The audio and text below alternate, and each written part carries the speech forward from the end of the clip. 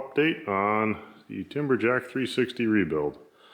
I've been working on it, but a lot of the stuff I've been doing, it's really hard to film because it's up inside. So on the engine, we ended up clocking the turbo. You can grab this clamp and you can actually spin the whole snail shell and loosen this clamp, and then you can turn the elbow. So we clocked that to work better. We eliminated the cooler because it doesn't fit. The cooler is wider than the nose, and this engine's 215 horse stock, and the transmission only likes 175. That said, there's a 35 horse draw from the hydraulic pump, but we didn't need the extra power from the cooler. So I went and took some cooler pipes and I cut a couple sections and tacked them, and then I TIG welded them. So I got nice smooth weld there. And then I add a little brace, goes down to the alternator. I freed up all the alternator mount bolts and anti-seized them in case I need to change that out, because that will happen at some point. We got our cooling fans installed. Still trying to get the lower radiator hose figured out. I went and cut that pipe for vertical. This one horizontal had 90, goes down, joins in, and I got a tube here, but it's sort of flattening out. I got a spring in there and I think it's going to collapse. So I'm going to go to my buddy who's got a whole bunch of stainless steel pipe from a factory he works at, a whole bunch of scraps. See about getting a bunch of 90s, and I measured it all out. So I'll make one pipe that goes from the front here. It's slightly down and about 4 inches in. I'll curve right around, go under the radiator, and then come up at a little less than a 90. So I have to get around the fan bracket and then hit a 90 and come over, and then we'll join in here. So we'll see what I can come up with. He's got a whole bunch of elbows and odd pieces I can paw through and see if I can come up with something good. The upper radiator hose, that went straight up, but we had the sensors here, which used to run the fan clutch, and we left all that in place and rewired everything. I got to come back with the heat gun and shrink down the connectors. But instead of running the fan clutch, it now runs the two fans here, so those will be automatic. But this tube sectioned that and welded it again with the TIG. Cleaned up a lot of the sensors. This wire's coming out. That's going to just be a temp gauge, but not an electronic one, just a nice manual one. Coming back, we got our throttle cable roughly routed. The pedal's hooked up, but just sitting. I got long legs, so I don't know if I want it here or back here a little bit. I want to get the seat in place, and then I'll figure out mounting that where it's comfortable. I got the floor started to go in. I put this in just so I could see for routing hoses, everything. The battery box is in. Batteries are just sitting there. There's a good thread on this side, but that side, the clamp, top of it's broken off, so I'll have to fix that. And then I ran fuel lines.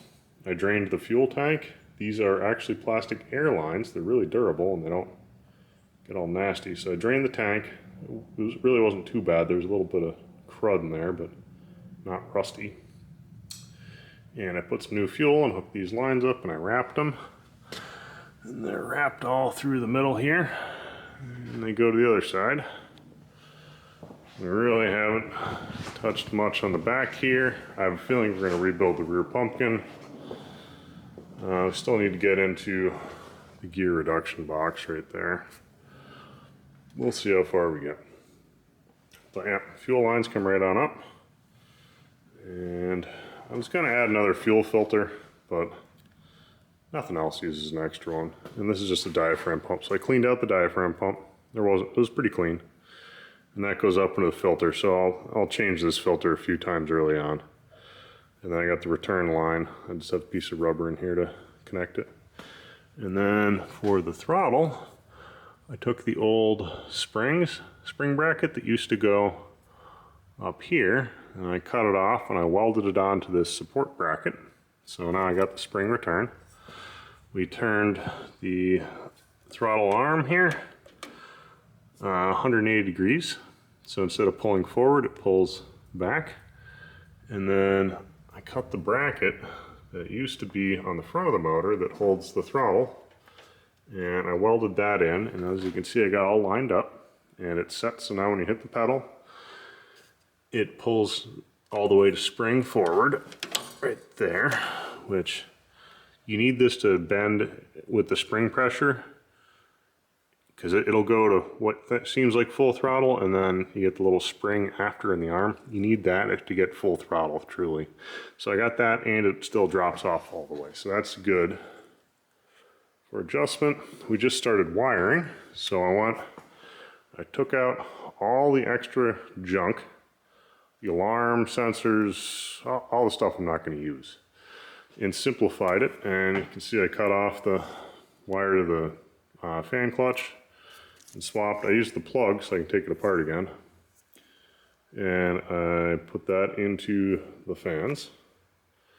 And there's still this one connector. I don't remember what this was on. I can't remember if this needs to be, or I'm not sure if it needs to be open or jumped out. So we'll have to figure that out when we first get started. That's on a loop that also goes back to this sensor. I guess I could look up the alarm star 1002-07476. Not too sure. I'll probably get rid of this. This was the boost gauge. The needle fell off. That's hooked up into the intake. An old oil pressure gauge. This was sitting on the dash of the bus. Oh, got the blade lowered. And these rods are pretty pitted up. I'm gonna have to make new rods. I'll probably get it driving first. And then we've got our cooler right there, which is going to be for our transmission. And let me see if I can hold this and the camera. That'll be a challenge. I'm going to mount this about here.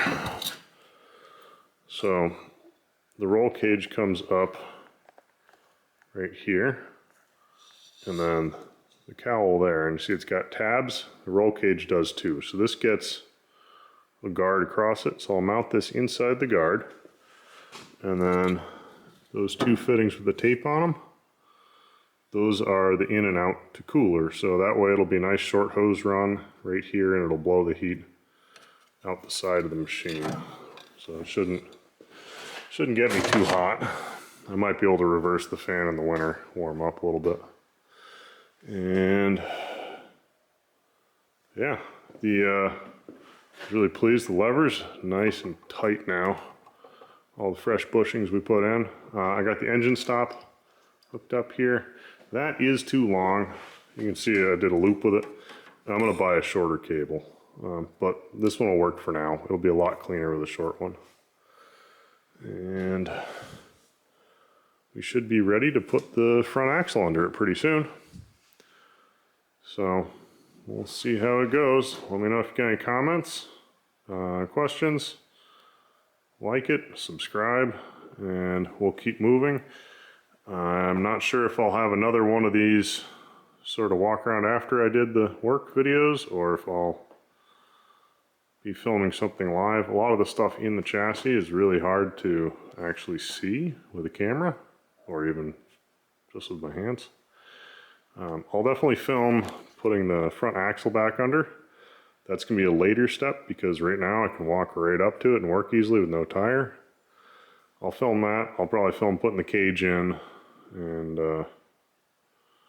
we'll keep it going. Hopefully I'll be done with this in the next, I'm hoping the next week and a half it'll be driving. Knowing my luck, the winch will probably need some work. The rear axle, I messed with the pinion.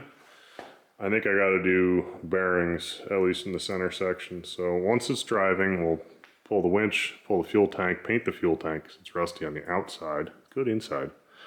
That way we can drop the crane through and pull the pumpkin out. I did buy a second set of bearings when I got the first one, so it should be pretty quick and easy to take out and rebuild as long as it's kind of in one piece. I really hope the winch works. It'd be nice to have something that doesn't need rebuilding on this machine. So far, everything I've touched has needed everything. Oh, we also replaced the front U-joint on the rear drive shaft. The rest of them seem okay. And all the grease lines are hooked up. So how cool is that? Right over there. They're even organized between bearings and pins.